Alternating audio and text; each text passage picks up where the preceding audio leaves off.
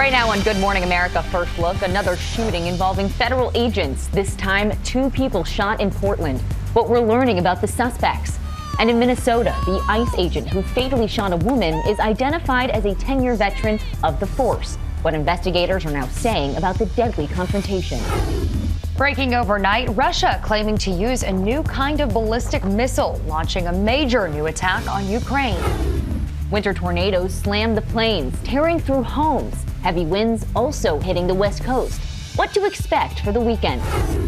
Details just coming in about a suspected shark attack killing an American on vacation in the Caribbean. A new development in the mysterious murder of an Ohio dentist and his wife. What a neighbor reported just days earlier. Caught on camera, a man going on the attack with this front loader.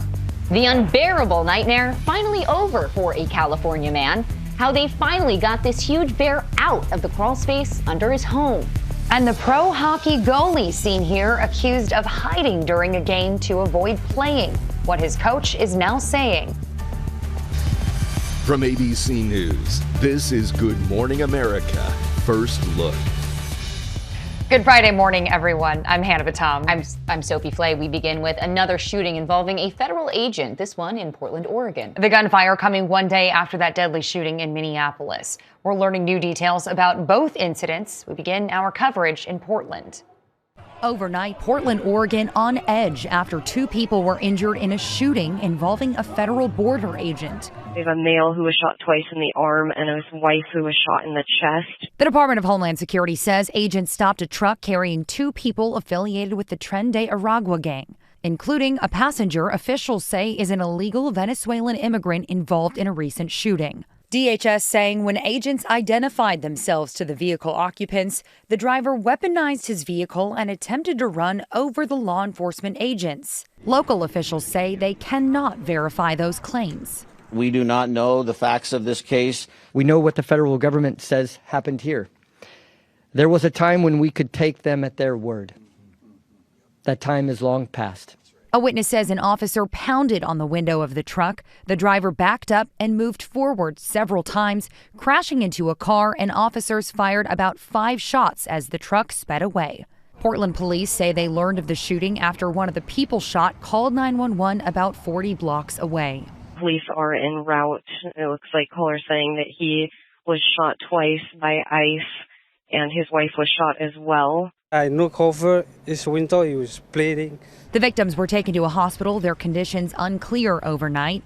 Local leaders are urging calm while calling for federal immigration agents to leave the city. Portland is not a training ground for militarized agents. The consequences are not abstract.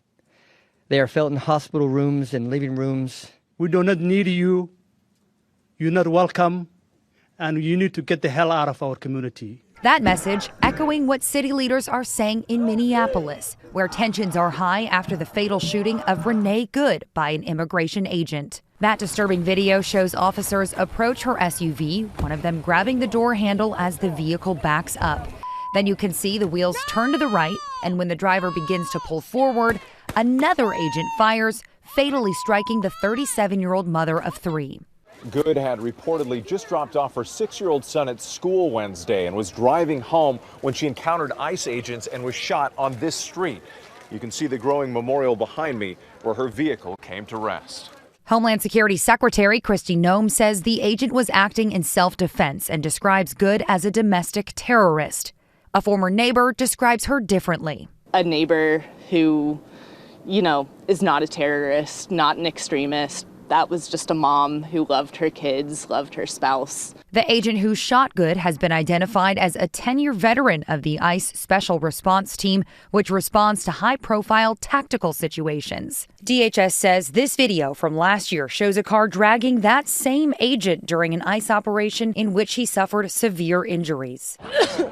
As protests over Wednesday's shooting spread across the country, clashes broke out in Minneapolis yesterday, authorities appearing to deploy tear gas. Those crowds demanding answers. The FBI is leading the investigation. The governor says federal agents are blocking state officials from investigating. It feels very, very difficult that we will get a fair outcome.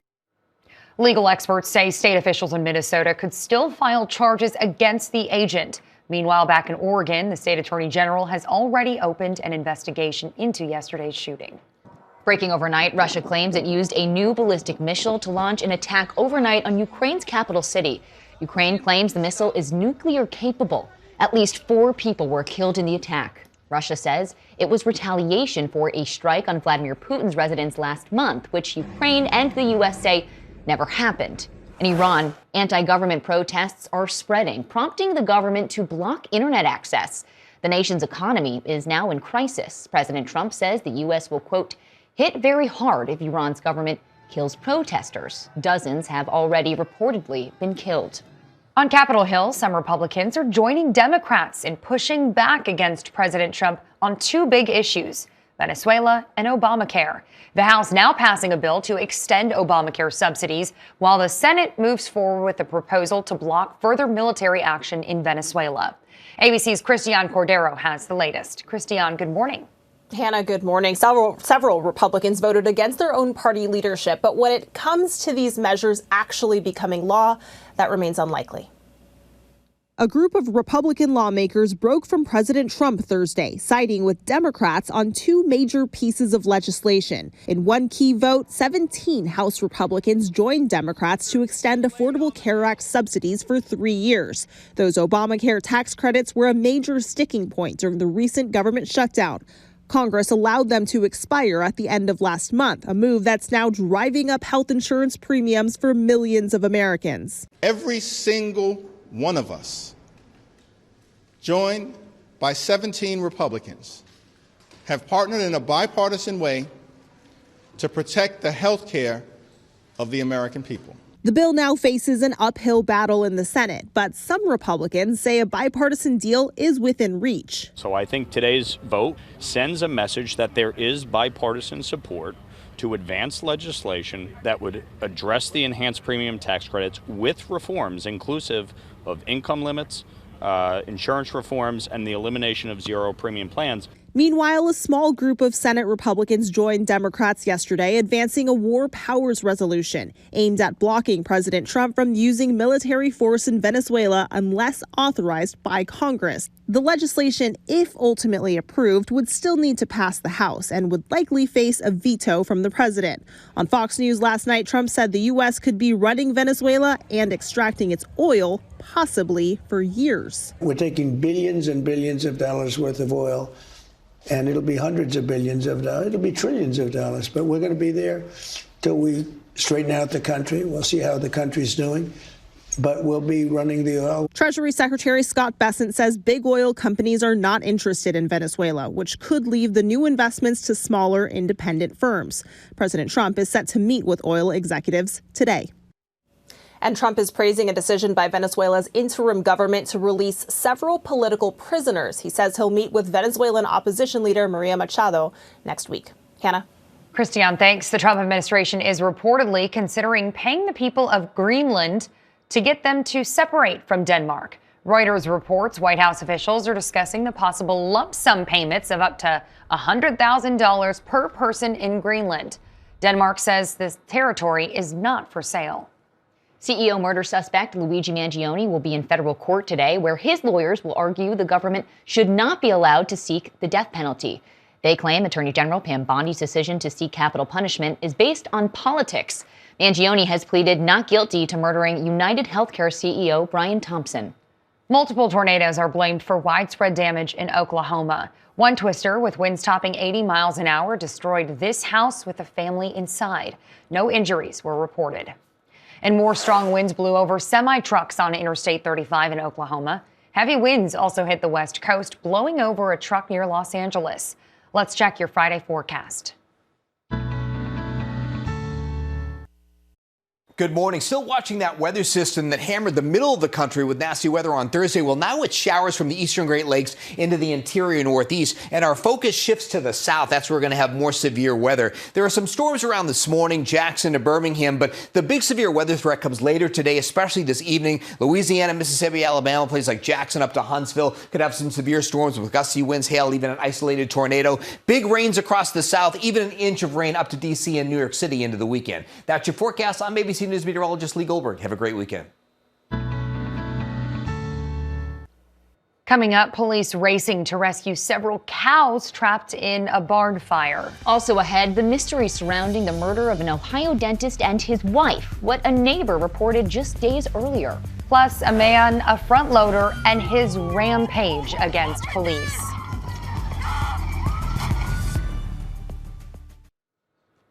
Back now with a suspected shark attack in the Caribbean. Police say a Minnesota woman snorkeling in St. Croix lost her arm after being attacked. She was rushed to the hospital, but later died. We're told the 56-year-old and her husband were frequent visitors to the island. New details on the investigation into the unsolved murders of an Ohio dentist and his wife. 11 days before Spencer and Monique Tepe were found dead in their Columbus home, a neighbor down the street reportedly called 911, saying a stranger was banging on her door in the middle of the night. But she says she never saw the person. Police have already released video of a person of interest seen near the couple's home, but they have not named a suspect. We know that there are a lot of concerns and a lot of questions surrounding this case, and we want to be able to be as transparent and answer as many of them as we can. Unfortunately, there are some things that we can't talk about for the integrity of the investigation. The couple's 2 children were also found in the home, physically unharmed. Police say there were no signs of forced entry. Now to a man accused of going on a rampage behind the controls of a front loader. A Nevada man is in custody after authorities say he stole this front loader from a construction site and tried to ram police with it. So I have a guy trying to steal a bulldozer. He's just threatening to kill me. The man hopping a fence, then moments later crashing into that fence and onto the street. Police arrive moments later and confront him. It looks like he's about to run over the police car. Oh my God, my morning. This guy is not playing. The body camera video is from the first officer on the scene. And he's taking off. He's coming towards me now. Stop! Get on the ground! Police order the man to stop multiple times, but he ignores them. An officer exits his patrol car just moments before the man rams into it. The officer then opening fire. With the front loader stopped, police try to de-escalate the situation, shouting orders in English and Spanish. But he does not comply, and the officers move in. A struggle ensues, but they're able to take him into custody. 2 officers suffered minor injuries. Our officers acted heroically and decisively to prevent a much greater threat to the public. Police say the man was carrying a box filled with writings indicating possible mental health issues. Comes up. The man faces multiple charges, including attempted murder. Police body camera video shows the heroic actions of 3 officers in upstate New York working to free several cows from a burning barn. They used a bolt cutter to unlock a pen and wave those animals to safety. All of them and the officers got out just before that fire spread. Coming up, another big construction project at the White House. Also ahead, one man's nightmare finally over after living with a bear under his house for 37 days. Back now with a wild crash. This stolen SUV flipping over several times in New Jersey. 2 brothers inside were trying to flee from police. They ran from the scene but were later arrested. Overseas, 2 people were killed when their helicopter crashed into those cables above a ski slope in Russia. Both victims were Russian businessmen. Officials say no one on the ground was hurt. President Trump wants to make another big change to the White House after tearing down the East Wing to clear the way for a $400 million ballroom. The project's architect says they're now considering adding a second story to the West Wing. He says an extra floor over the West Wing would restore a sense of symmetry to match the ballroom. Imagine a bear living under your home for more than a month. It was the unbearable reality for a man in California. But now his 37-day-long nightmare is finally over. Here's ABC's Andrea Fujii. It was a tight squeeze, but this 550-pound unwelcome house guest has finally decided to leave. Go, go, go. Go, go, he's out, he's out! This black bear had been living in the crawl space under Ken Johnson's Altadena, California home for 37 days. Animal experts saying it appeared the bear was gearing up to hibernate there. I think the longer he's there, the more comfortable he's going to be, and this won't end. The Department of Fish and Wildlife tried to remove the bear, but to no avail. It's terrifying. I have to stop shaking when moments ago. I'm starting to get used to it, but it sounds like a dragon. So Johnson called the Bear League, a group from Lake Tahoe that specializes in bear removal. They fired paintballs filled with vegetable oil into the crawl space. And in 20 minutes, with help from one of the responders who went into the crawl space, the bear was finally out. The area is now covered with plywood, sandbags, and an electric mat to give him a small shock if he tries to enter again. Johnson says the area has seen more wildlife since the Eaton fire last year, which burned more than 14,000 acres, displacing wildlife. Johnson says the bear caused extensive damage to the home's heating ducts, and out of an abundance of caution, he shut off the gas service just before Christmas. Now he can assess any other damage the bear may have left behind. Hannah, Sophie. Coming up, the new research on how dogs learn new words. Plus, the pro hockey goalie seen here, accused of hiding during a game to avoid playing. What his coach is now saying.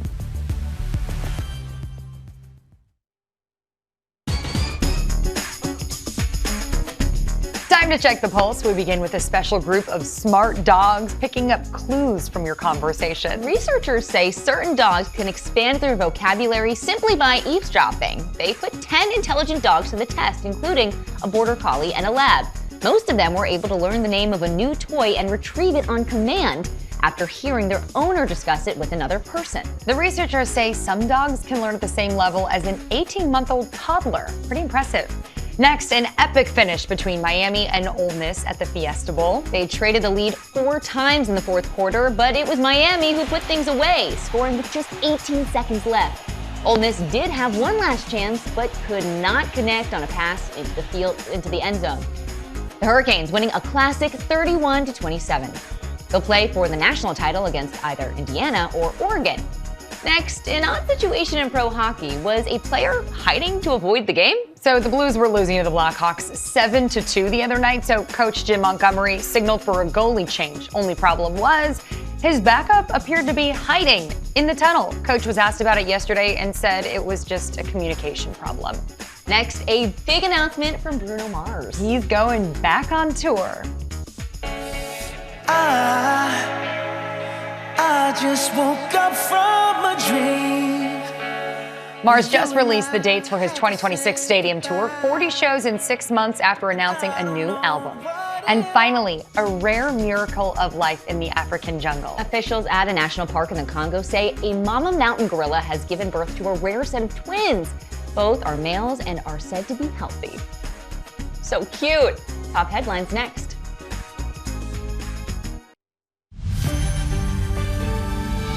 Checking more top stories, federal agents were involved in another shooting just one day after an immigration agent killed a woman in Minneapolis. This time, 2 people were wounded in Portland, Oregon. Homeland Security says border officers opened fire on 2 suspects, trying to run them over. They claim the 2 are affiliated with a Venezuelan street gang. For the first time, NASA is bringing an astronaut crew home from the space station early because one of them is suffering from a medical issue. It's unclear who had that issue, but the crew's Japanese member was heard asking to speak to a surgeon.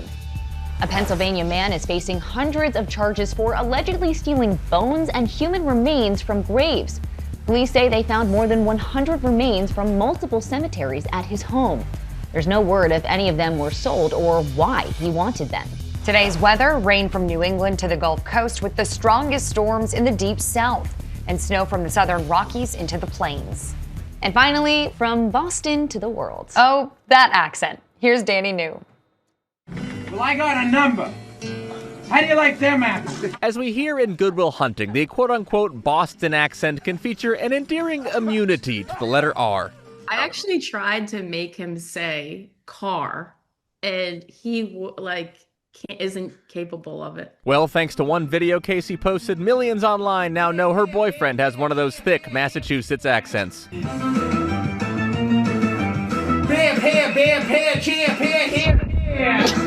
That boyfriend, Romano, says he did not even know she was recording as he tried this new popular trend called the Say the Word on Beat challenge. She was like, oh my God, people love this video. I'm like, for what? I'm like, why? Romano says he doesn't get it, but this video now has millions of views across social media. One commenter saying, "I watched this 25 times and laughed harder each time." And another writing, "This should be Boston's new ambulance siren." Hey, you can't smoke in here, man. I'm not, Mark. I'm not smoking. Of course, shows like Saturday Night Live have been poking fun at Bostonians for years. And Romano says this curiosity even followed him to college. Like, just keep talking, kid, because I've never heard someone like you before. And there are, of course, different words New Englanders may use, like instead of remote, clicker. That's a good one. That is a good one. Clicker. But how do Romano and Casey feel if you try out a Massachusetts accent in front of them? I park the car, go to Dunks, get in a bubbler, eat a grinder with my guys. No, I like that. You actually sound exactly like my friend Mikey. Yeah.